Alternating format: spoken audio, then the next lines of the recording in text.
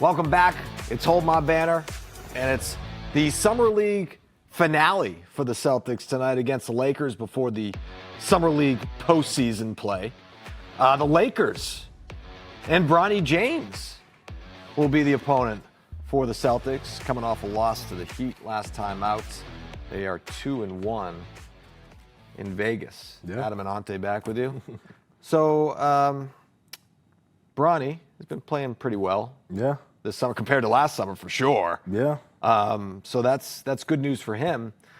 The question is he going to have another opportunity to play with his dad Yeah. in LA? Because those rumors are starting to heat up a little bit, and I think it all started when LeBron exercised his player option, which he doesn't do normally. Ever. Usually, This is like the first time I think they said it was in his career that he let a contract expire. So so that way he could sort of restructure and extend and do all those things. But he's not doing that this time, which leads people to wonder. It's like, all right, well, is LeBron retiring after this season, or is he going to get traded? And so that is an interesting conversation because there are already some teams who, are listed as the favorites, in the betting world. And it looks like the Mavs are the new favorites to land LeBron James. With the Heat, two of his former teams actually, the Heat and the Cavs,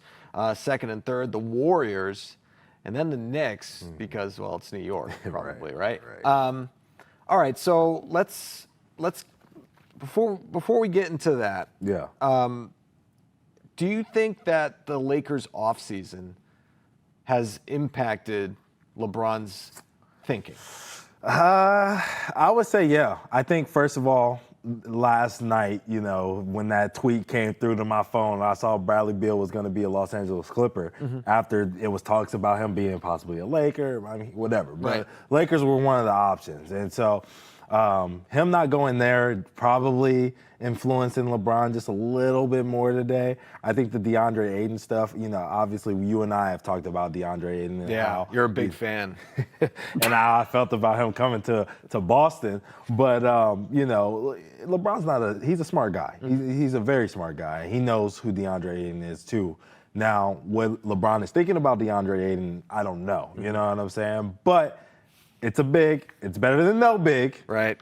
But it's still, a guy that doesn't really fit the MO of a guy that fits with LeBron James. You know what I'm saying? He likes guys who are passionate, all in about basketball, focused 24/7, that kind of guy, because that's the kind of guy he is, right? Yep. So I would say that, this Lakers offseason, because they've been pretty quiet, to be honest. Very quiet outside of Ayton, right? Right. It's probably inspired him to probably look somewhere else. Yeah, and I don't know if they think Luke is enough. I don't think if they, I don't know if they think that JJ Redick can, work wonders with this roster again, because he did do a great job in year one. I would say with the Lakers overall. Yeah, he did. But surprisingly, but yes. Yeah, right. But with LeBron, and again, he's already played with his son Bronny, right? So that he's checked that off the list.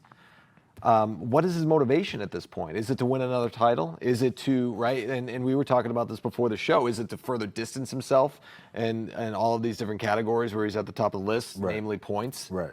I just wonder what the motivation is at this point. I think it might be a little bit of all of it. Yeah. You know what I mean? I think it's, the potential to play with his son Bryce, who's, entering his freshman year at Arizona.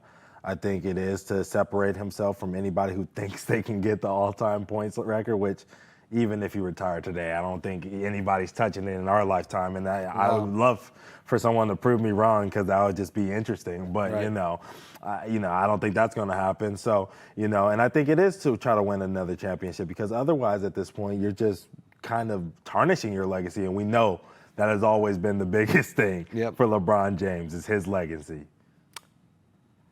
The Mavericks are an interesting fit, right? Well, I mean, for a number of reasons. Yeah. So they're the favorites to land him. Yeah. The trade, that shocked the world this year with Luka Doncic going to the Lakers and Anthony Davis going to Dallas. Yeah. So now if LeBron were to get traded to the Mavericks, Yeah. you would have him a reunion with AD. Yep. You would have a reunion Reunion with with Kyrie, Kyrie, who is going to be on the shelf for a while. And then on that live stream, it said he's not even sure if he's going to be available for a potential postseason run. Right. Did you catch that? Yeah. A little bit. Yeah. So, but I'm sure that he probably will be. I think that's just Kyrie being Kyrie right there. So you'd have Kyrie, LeBron, AD, Cooper Flag, who is now in the mix. Yeah. But then you wonder, all right, well, what does that mean for Klay Thompson? Yeah. Klay Thompson be a part of that deal? Yeah. Would a Max Christie be a part of that Yeah. deal? Look, actually, it's so funny because you weren't expecting this, and I wasn't expecting you to, divulge into the trade details. But I did see a trade on Twitter, and I quickly. Oh, really? I want to bring it up. This is a trade proposal from Scoop B. Robinson, and he sees LeBron and Bronny headed to Dallas. Yeah. It's and Klay Thompson would be in that. Klay deal. Thompson, Daniel Gafford, wow, that's Max Christie, and PJ Washington going to LA. So I mean. This is your first time seeing this, because I just brought it up out of nowhere. But how would you feel about this trade? If I were the Lakers, I'd love it. Yeah. I think I would. Okay. Right? Because you got some youth there. Right. To help you build. You got familiarity. Right. For Luka. Luka and Klay back together, even though they only spent half the season together. Yeah. But the rest of the guys, obviously, besides Christie, he's played with as well. So. Yeah, I would like that for the Lakers in terms of just being able to build around. Clay's up there too, believe it or not, right? Yeah. About the Warriors who are on this list of favorites. Right. They're old. Yeah. Dallas would obviously get older too, but they're super talented, and I think that would catapult them to be NBA title favorites, right? Yeah, 100%. 100%. All right, so now I got to ask you. Yeah. What's up? So I see some Eastern Conference teams. You said, two of them he used to play for with the Miami Heat and the Cleveland Cavaliers. Yep. So also see the New York Knicks there. Mm-hmm. Now, we remember how tough it was for the Boston Celtics to get back to the finals when LeBron James was a member of the Eastern Conference. Right. If he came back to the East, and especially if he played with a team like Cleveland or New York, I'm not as afraid of Miami. No. But what would that spell for the Boston Celtics and their future over the next couple of years? Because I think just to preface this, I think if he does get traded, he's playing multiple years. It's not just this season that we're getting more years. So this bleeds into that year where we're banking on Dame and and Tatum to figure it out. Right. I would think that. I'm glad in a way that that's kind of a tough way to put it. I'm not concerned about 2 years from now with LeBron James being 42 years old. Okay. Right? I'm not. Tell me how you really feel. I'm not concerned about that at all. Because I think that if he were to, let's say it's Cleveland. Yes. Right? And then that roster, which again, I think would be the favorites to go to the NBA Finals, large margin, right? This year, for sure. And you got another year of wear and tear and a long playoff run, and then you go 2 years from now where you get Tatum back, and you maybe have a Damian Lillard. Right. I wouldn't be as concerned. It's not and again, all due respect to the greatness of LeBron James, right? I'm not a LeBron hater like a lot of people are. LeBron James is up, obviously, right? We talk 1 and 2, he and Jordan. Yeah. But I just don't see him being the same guy that terrorized the Celtics in the later years. You're right. Right? He's just not. He's not that guy. He's not that guy now. Just not. So for 2 years from now, what would it look like? We were talking about this before the show because we knew we were going to talk about LeBron, and we were looking at the oldest guys. And to play in an NBA game, you know what I mean? Maybe not have as long of a career as LeBron, obviously. Yeah. But they were, they started their career a little bit later, so they were older. But I'm thinking Vince Carter, Robert Parrish, Udonis Haslem. If those dudes were still walking around. I'm being generous. Walking around NBA courts. At 43 and 44, Right. Then LeBron at 42. Yeah. In the way that he's looked compared to the way those dudes looked at 40. Because with those guys, we were already okay, old man. Thanks. Right.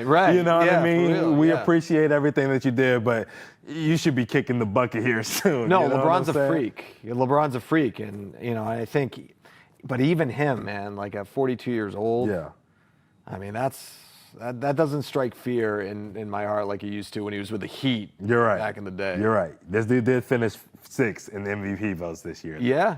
So, I have to give him just a little credit. It's not the same fear. It's just not the same fear. But man. I might buckle a little bit if he jumped at me around the corner. I'm just saying, all right, just me, just a little bit. But the question is it a package deal? Right.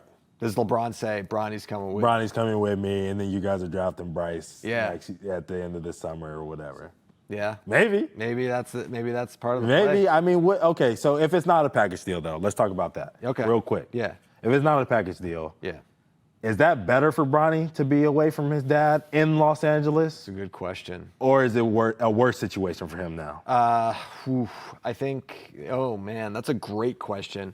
I think in one way it would be good because it's like, all right, now like I'm the only James on the roster. I Right. can make a name for myself rather than being LeBron's kid. Yeah. But at the same time, there's a perception of Bronny, and obviously there was protection there. Right. With LeBron, right? Yeah. I mean, Rich Paul is still his agent. Yeah. And he's the king. He's the yeah. kingpin. And then the Stephen A. thing, like on the right, like that thing, like Yeah. that's. I mean, you're not getting that same.